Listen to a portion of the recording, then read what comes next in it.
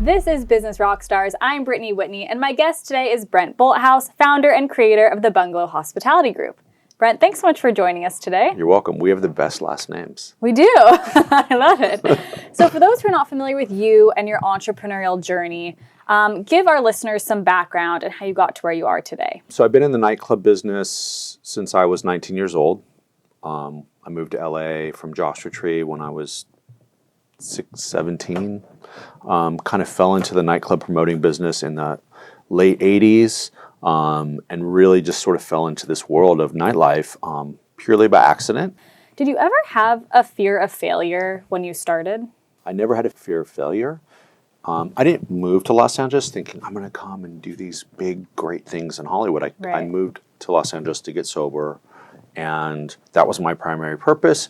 And as a result of that, I just sort of was like, I fell into this nightclub world. And it was like, oh, let's do another one. Let's do another one. So in those early years, like I didn't really know what failure was, right? Because I mean, obviously I've failed in my 30 plus years of doing things. I've certainly lost a lot. But in those early days, it was kind of fearless, like youthful. Hey, that's what we're going to do, right? Yeah. No, we didn't think about like, well, what if no one shows up? Like, how are we going to pay the bills? Like, right. You know, that was never something that crossed our mind. It was like, you know, failure was just not. Which is almost the best mentality to have. Yeah, I got sober young. I dropped out of high school at the 10th grade. I didn't have a formal education, so I didn't go to business school. So I didn't really have those ideas of like, here's what you do not to fail. So failure wasn't really planted in my brain. And my dad was like a blue collar guy, so he just was a hard worker. So I just knew hard work. Mm-hmm. So I think that played to one of my strengths. As I got older and more savvy, like I sort of was like, yeah, I wish I had an MBA so I knew how to maybe put some deals together. But in those early days, it was just sort of like, no, let's just do it. And we did it, and things worked, and we just kept repeating what we were doing, and it worked really, really well. I love that you didn't even know that you wanted to be in the hospitality or event space, and then you became this huge guy in the event and hospitality space. What would you say inspired the start of the Bungalow? I really wanted to take the approach of the Bungalow of creating like a neighborhood bar where everybody was welcome. We did the opposite of nightclubs. And I kind of knew coming from Hollywood that we had this reputation of really hard doors, tough to get into, small spaces. You know, we had just like come off of like creating the first Hyde, which was this white hot place that everybody wanted to get into, and it was really tiny, and we were sort of known. So I was really, really thoughtful, and we took a lot of thought of like, if we're going to do something on the west side, people that live near the beach have a much different mentality than people that live in Hollywood. Right. And so we really wanted to make sure that we focused on the locals and the people that lived around Santa Monica. How do we take care of them? So we were like, no doormen. Not going to have that. Right. Everyone's welcome. Yeah. There's no guest list. Right. If you want a table reservation, great. We're going to put a small minimum on that table reservation. So 4 guys could go out on a Saturday night, and if their friend who is a billionaire isn't in town, they can still go out and have a table, and it's not like it's, $5,000 to have a table on a Saturday night at a nightclub. So all of those things were what we sort of put into the DNA of the Bungalow. So it became this thing, and 9 years later, still more successful than ever. We're still there, and we still have lines, and people still love it, and it's, I think, become part of the fabric of Los Angeles. It has. If you live in Southern California, you've heard of the Bungalow, and even people out of town come and flock to it. I just got an article from like some paper in Australia saying Huntington Beach is the new Los Angeles. Like, go there, and the Bungalow is like leading the story of like really fun places because we have a bungalow in Huntington Beach. Yeah. So it's just nice to see that you transcend sort of international lines. Right.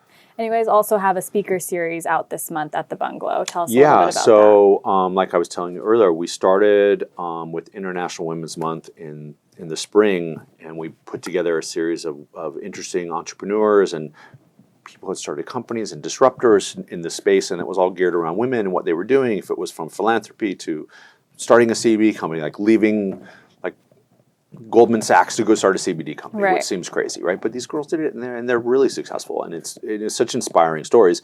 And it was such a great energy in the room, in the main bar. It was just sort of like what you would do in your living room if you got a bunch of friends together and somebody wanted to talk. It was sort of like we took that same approach, and I think that gives it that kind of comfortable space. It's free. Yep. Everyone's welcome.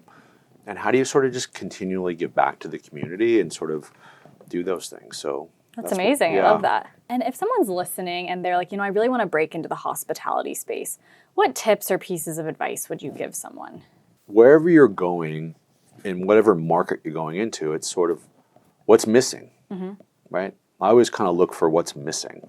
Sort of want to go into it thinking like, okay, what's missing in the marketplace? Like I look at like companies like Takaya that have said, no one was doing organic Mexican food. Right. Okay, now there's a great organic Mexican food. Love it, you like. Is it authentic Mexican food? No, but it's good, it's organic, and it's certainly healthier than some places out there. So you sort of look at that and be like, great, they saw something.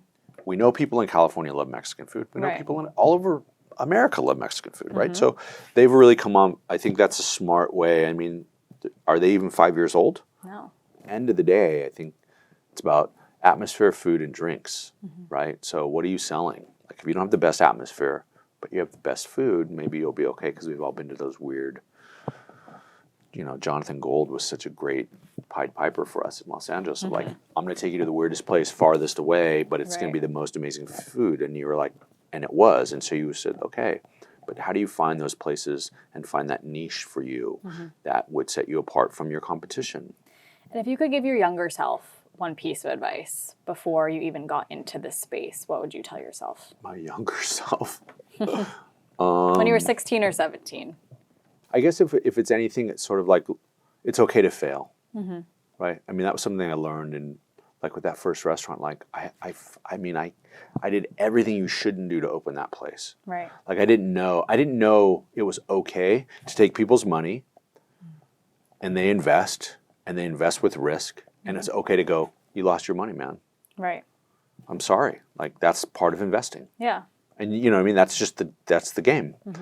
And so I didn't realize that. So I almost like died trying to get a restaurant open, which is insanity. Yeah. Like there's no reason to like put your own self in risk, and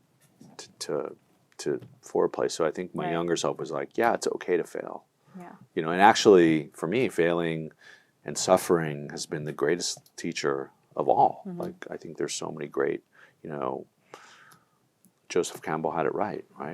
The hero with 1,000 faces. Like you got to go into the cave and you got to fight a dragon, or you don't learn how to get the princess. Right. That's just how it goes. And I think that is a tale as old as time. Amazing. Well, Brent, thank you so much for joining us. And You're I'm welcome. so excited to see where the bungalow and Neon Carnival is in the next 5 or 10 years. Thank you. This is Business Rockstars. That was my amazing guest, Brent Bolthouse, founder and creator of the Bungalow Hospitality Group.